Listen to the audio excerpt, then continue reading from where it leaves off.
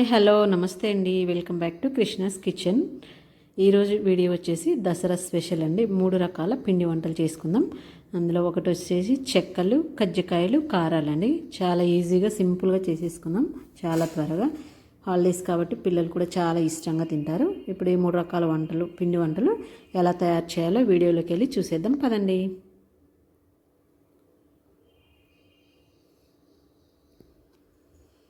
ముందుగా కారాలు తయారు చేసుకున్నాం. దానికోసం స్టవ్ మీద ప్యాన్ పెట్టుకొని ఒక 2 కప్పుల బియ్యం పిండి వేసుకొని కొంచెం ఒక 5 to 10 minutes చిన్న మంట మీద ఫ్రై చేసుకోండి. ఇలా చేసుకోవడం వల్ల కారాలు అనేవి మనకి చాలా క్రిస్పీగా క్రంచీగా వస్తాయండి.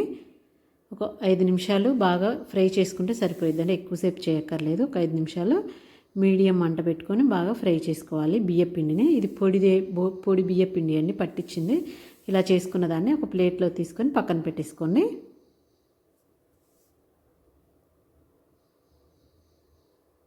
నేను ఇది మినప్పప్పుతోటి శనగపప్పుతోటి కాకుండా పుట్నాలతో చేసుకుంటున్నానండి, చాలా బాగుంటుంది. ఇలా చేసుకొని పక్కన పెట్టుకోవాలి. ఇప్పుడు ఇందులో 2 కప్పుల బియ్యపిండి వేసాను కదా, దానికి 2 కప్పుల వాటర్ వేసుకోవాలి. 1 కప్పుకి 1 కప్పు. ఇవి స్టవ్ మీద పెట్టుకొని వేడి చేసుకుందాం. ఈ నీళ్లు వేడయ్యేలోపు మనం పుట్నాల పొడి రెడీ చేసుకుందాం. 2 కప్పుల బియ్యపిండికి 3/4 కప్పు పుట్నాలు వేసుకోవాలండి, మనకు సరిపోతుంది. దీన్ని బాగా మెత్తగా మిక్సీ పట్టుకొని దీన్ని జల్లించుకోవాలండి. ఎందుకంటే మిక్సీలో మెత్తగా రాదు కాబట్టి ఒకసారి జల్లించుకొని ఇంకేమన్నా బరగా ఉంటే మళ్ళీ ఒకసారి మిక్సీ పట్టుకోవచ్చు.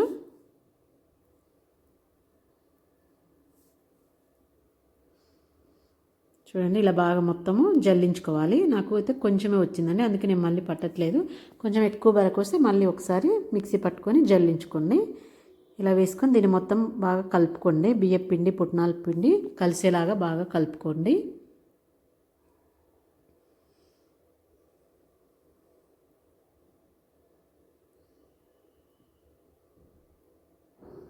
అందుకని మనం విడివిడిగా పట్టాం కాబట్టి కొంచెం బాగా మొత్తం కలిసేలా కలుపుకోవాలి. ఇలా కలుపుకున్న తర్వాత ఇందులో 1 టేబుల్ స్పూన్ కారం వేసుకోండి. 1 టేబుల్ స్పూను వాము వేసుకోండి. వాము డైజెషన్కి చాలా బాగా పనిచేస్తుంది. అందులోనే ఒక 2 టేబుల్ స్పూన్లు నువ్వులు వేసుకోండి. తగినంత ఉప్పు వేసుకోండి. ఇది కూడా బాగా ఉప్పు అవన్నీ బాగా మిక్స్ అయ్యేలాగా బాగా కలుపుకోండి పిండిలో.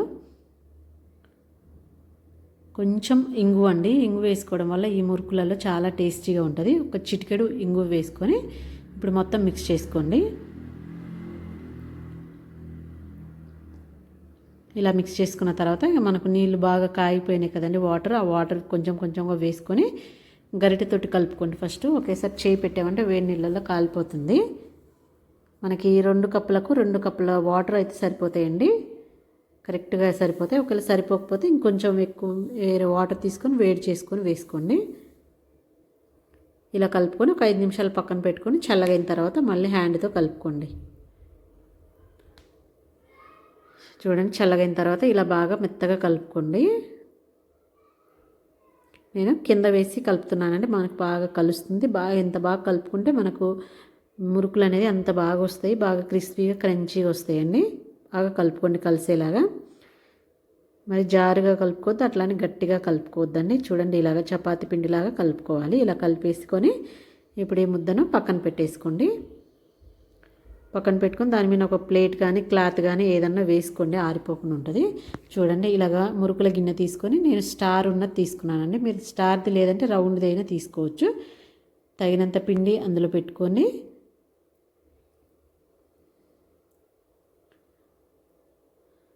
ఇలా పెట్టేసుకొని రెడీ చేసుకొని పక్కన పెట్టుకోండి. ఇప్పుడు దీని మీద ప్లేట్ పెట్టుకొని పక్కన పెట్టుకోండి. ఇప్పుడు మనకు ఒక క్లాత్ కానీ పేపర్ కానీ వేసుకొని ఇలా రౌండ్గా చుట్టల్లాగా ఒత్తుకోవాలండి. మీరు ఒకే పెద్ద చుట్ట ఒత్తుకుంటా అంటే ఒకేసారి డైరెక్ట్గా ఆయిల్లో ఒత్తేసుకోవచ్చు. ఇలా చుట్టలుగా కావాలి అంటే ఇలా ఒక క్లాత్ మీద ఒత్తుకోవాలండి అన్నీ. పిల్లలు అయితే ఇలా ఇష్టంగా తింటారండి, చుట్టలుగా. ఇలా అన్నీ ఒత్తేసుకొని పక్కన పెట్టేసుకోవాలి. ఇప్పుడు స్టవ్ మీద ఒక ప్యాన్ పెట్టుకొని తగినంత ఆయిల్ వేసుకొని ఆయిల్ బాగా వేడెక్కనివ్వాలండి పెద్ద మంట మీద. వేడెక్కిన తర్వాత మంట మీడియంలో పెట్టుకొని ఇది ఒక్కొక్క చుట్టగా వేసుకోవాలి. ఎన్ని అయితే సరిపోతాయి ఆయిల్లో అన్ని వేసుకొని మీడియం మంట మీదనే కాల్చుకోవాలండి. ఎందుకంటే స్టార్వి కొంచెం లావుగా ఉంటాయి కాబట్టి మనం మంట హైలో పెట్టామంటే అవి మెత్తగా ఉండిపోతాయి. అందుకోసం అనేసి మంట మీడియంగా పెట్టుకొని మంచిగా కాల్చుకోవాలి. మంచి క్రిస్పీగా వచ్చేంత వరకు కాల్చుకోవాలి. మీడియం మంట మీద, కొంచెం టైం పట్టినా పర్వాలేదు కానీ చిన్న మంట మీదే కాల్చుకోవాలి. ఇలా వేసేసుకొని మంచిగా కాల్చుకోవాలండి. చూడండి, మనకు కాలే కొద్దీ క్రిస్పీ అయ్యే కొద్దీ ఆ బబుల్స్ అన్నీ పోతాయండి. ఆ బబుల్స్ మొత్తం పోయేంత వరకు కాల్చుకోవాలి. చూడండి, ఇలా మొత్తం మనకు బబుల్స్ పోయినాక అప్పుడు మనకు పర్ఫెక్ట్గా కాలినట్టండి మురుకులు అనేది. ఇప్పుడు అన్నీ తీసేసుకోవాలి. ఇలా కాల్చుకొని మంట మీద తీసేసుకొని మళ్ళీ ఒక్కసారి మంట హైలో పెట్టుకొని ఒక 2 మినిట్స్ మిగతాయి కూడా వేసుకొని అలాగే చిన్న మంట మీద మొత్తం కాల్చుకోవాలండి. అంతేనండి, పుట్నాల పప్పుతోటి మురుకులు రెడీ అయిపోయినాయండి. ఇలా చేసి పెడితే పిల్లలు కూడా చాలా ఇష్టంగా తింటారు. చాలా క్రిస్పీగా క్రంచీగా కూడా వస్తాయండి. ఒకసారి పుట్నాలతో ట్రై చేయండి. అంతేనండి. ఇక నెక్స్ట్ చూద్దాం. ఇప్పుడు కజ్జికాయలు చేసుకుందామండి.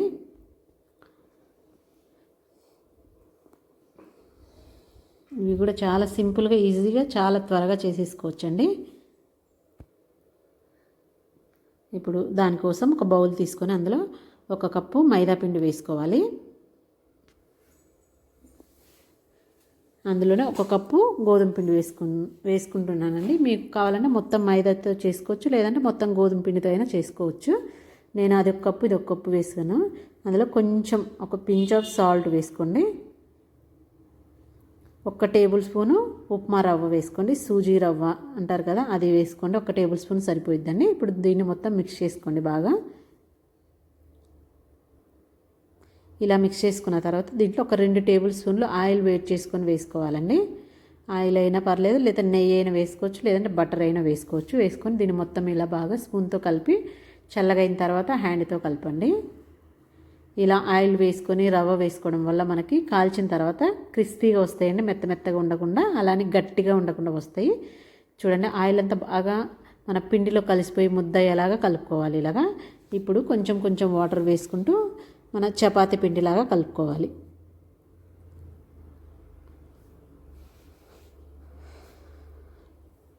మొత్తం మైదా అయినా హెల్త్కి మంచిది కాదు కాబట్టి అది ఆఫ్ ఇది ఆఫ్ వేసుకుంటే చాలా బాగుంటుంది.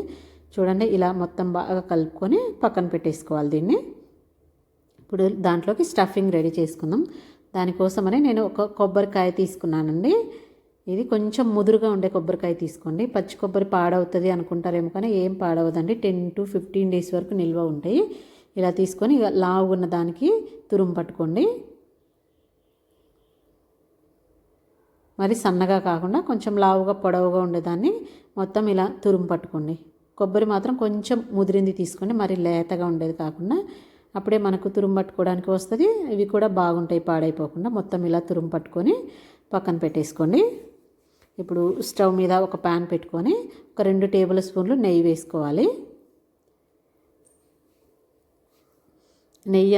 నెయ్యి బాగా వేడెక్కిన తర్వాత ఇందులో 1 కప్పు ఉప్మా రవ్వ వేసుకోండి. సన్న రవ్వ అండి.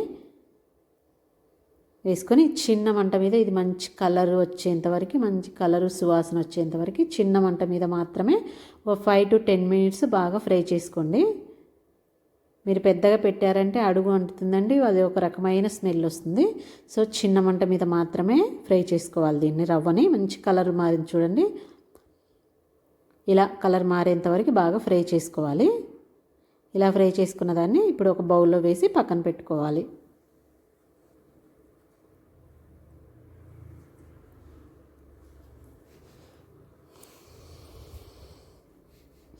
ఇలా పక్కన పెట్టేసుకోండి. ఇప్పుడు అదే ప్యాన్లో మరో 2 టేబుల్ స్పూన్లు నెయ్యి వేసుకోండి.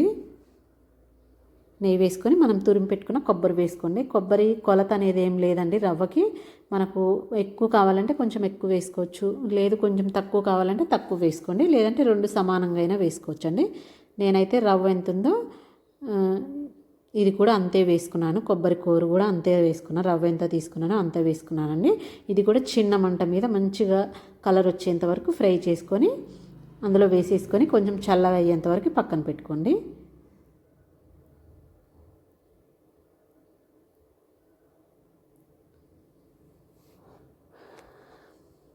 చూడండి, చల్లగా అయిన తర్వాత మొత్తం బాగా ఇలా మిక్స్ చేసుకోండి.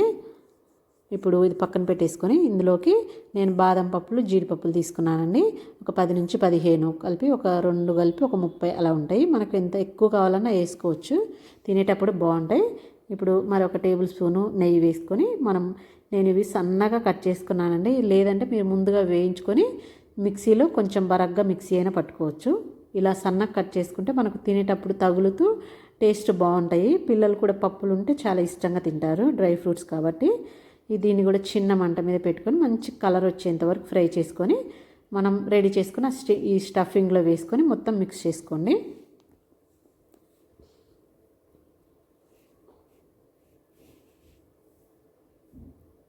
ఇలా చేసుకొని మొత్తం కలుపుకోండి.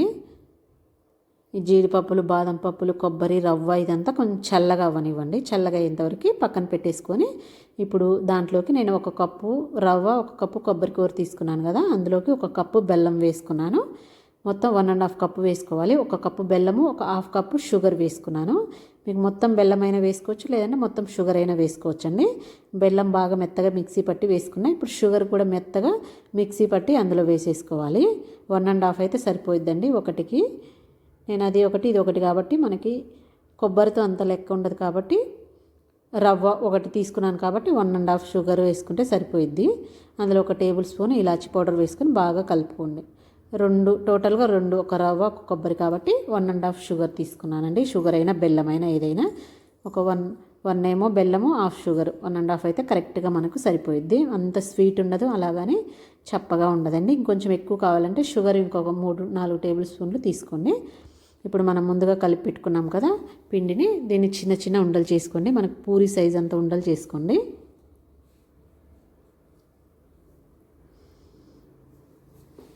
చూడండి, ఇలా ఉండలు చేసుకొని పక్కన పెట్టుకొని ఒక్కొక్కటిగా మనకు పూరి అయితే ఏ సైజులో చేసుకుంటామో ఆ సైజు, చిన్న సైజు పూరిలాగా చేసుకోండి.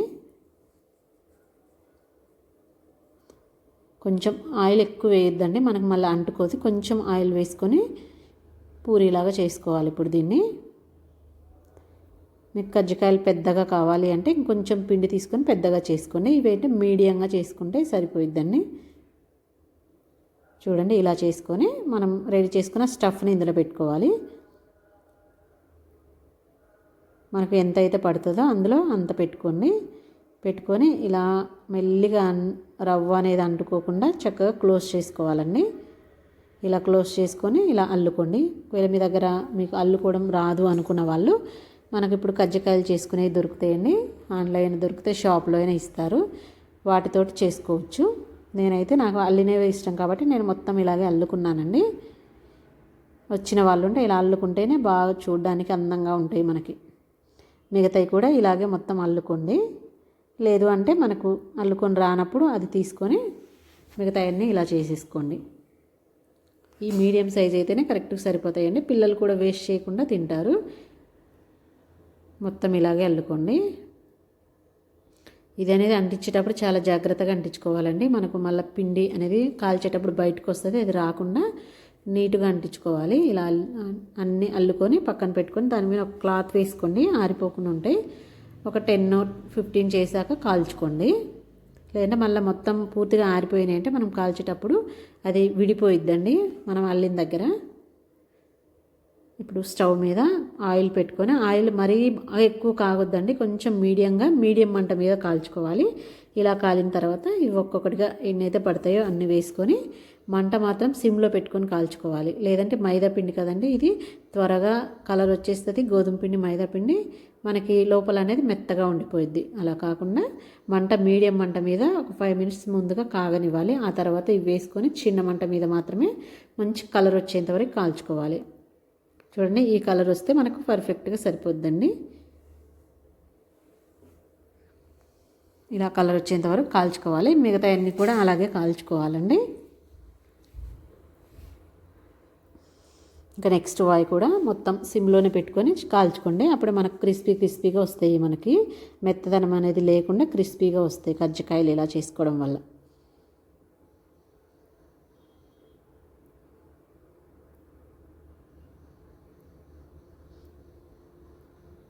అంతేనండి, రవ్వ పచ్చి కొబ్బరితో కజ్జికాయలు రెడీ అయిపోయినాయి. చాలా బాగుంటాయండి. ఈ దసరాకి మీరు కూడా ఒకసారి ట్రై చేసి ఎలా వచ్చిందో నాకు కామెంట్ చేయండి. అంతేనండి, కజ్జికాయలు రెడీ అయిపోయినాయి. ఇప్పుడు మనం చెక్కలు చేసుకుందాం. చెక్కలు బాగా క్రిస్పీగా టేస్టీగా రావాలి అంటే ఒక్కసారి ఇలా ట్రై చేయండి, చాలా బాగా వస్తాయి. దానికోసం ఒక పావు కప్పు సగ్గుబియ్యం తీసుకున్నాను నేను. అందులోనే ఒక పావు కప్పు శనగపప్పు తీసుకొని దీన్ని ఒక 2-3 టైమ్స్ వాష్ చేసుకొని ఒక 2-3 అవర్స్ నానబెట్టుకోవాలండి. ఇవి నానేలోపు ఒక మిక్సీ గిన్నె తీసుకొని ఒక చిన్న అల్లం ముక్క, అందులోనే మనకు టేస్ట్కి తగ్గట్టు కారంకి తగ్గట్టు పచ్చిమిర్చి వేసుకొని ఒక ఉల్లిపాయ వేసుకోండి. ఒక 5-6 వెల్లుల్లి రెబ్బలు వేసుకొని దీన్ని కచ్చా పచ్చగా మిక్సీ పట్టుకోవాలి. పక్కన పెట్టేసుకొని ఇప్పుడు నేను ఒక కప్పు బియ్యం పిండి తీసుకుంటున్నాను.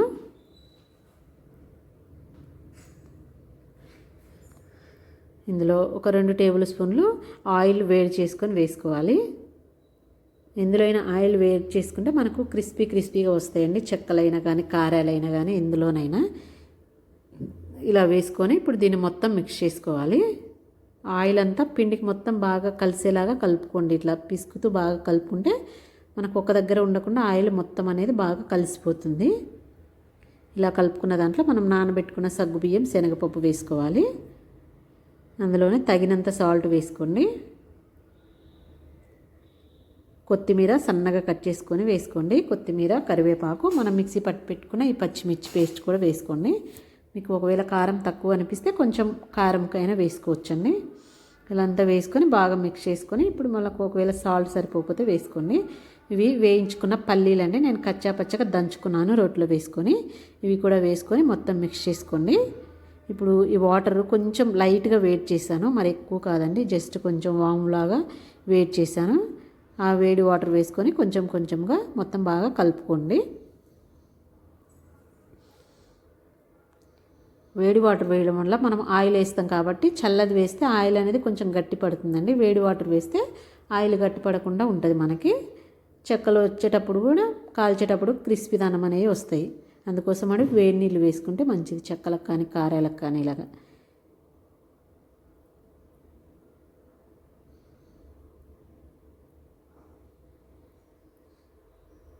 ఇలా వేసుకొని మొత్తం బాగా కలుపుకోవాలండి. చూడండి, ఇలాగా మనం చపాతీ పిండి అయితే ఎలా కలుపుకుంటామో అలాగా బాగా కలుపుకొని చిన్న చిన్న ఉండలుగా చేసుకొని పక్కన పెట్టుకోండి. మనకు ఒత్తుకోవడానికి ఈజీగా ఉంటుంది.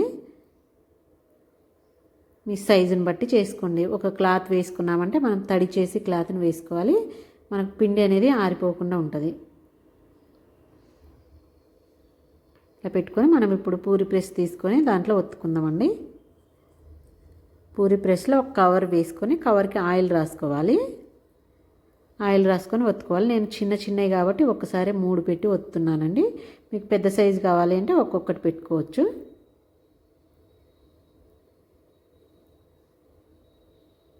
చూడండి, ఒకసారి నేను 3 పెట్టి ఒత్తాను చిన్నగా. పిల్లలకు కొంచెం చిన్నగా ఉంటేనే పిల్లలు బాగా ఇష్టంగా తింటారు.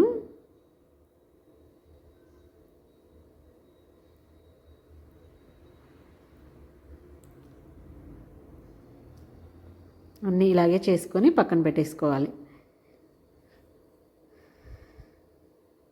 ఇప్పుడు స్టవ్ మీద ఆయిల్ పెట్టుకొని ఆయిల్ బాగా వేడెక్కిన తర్వాత మంట మీడియంగా పెట్టుకొని ఒక్కొక్కటిగా వేసుకొని కాల్చుకోవాలి అండి. మనకు పెన్నంలో ఎన్ని అయితే పడతాయో అన్నీ వేసుకొని, మరి ఎక్కువ వేసామంటే మనం అంటుకుపోతాయండి ఒకదానికి ఒకటి.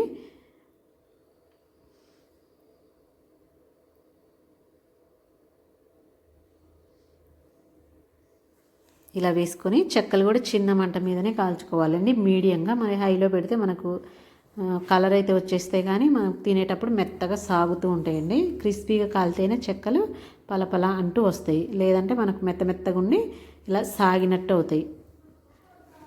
సో మంట మీడియంగా పెట్టుకొని మంచి కలర్ వచ్చేంత వరకు బాగా కాల్చుకోవాలి.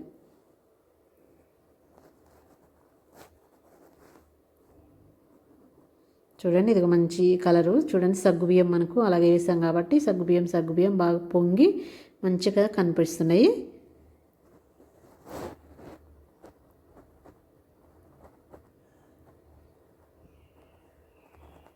అంతేనండి, మిగతాయి కూడా అన్నీ ఇలా చేసేసుకుంటే మనకు 10 to 15 డేస్ అయినా 20 డేస్ అయినా అలాగే స్టోర్ ఉంటాయండి. పిల్లలు కూడా చాలా ఇష్టంగా తింటారు.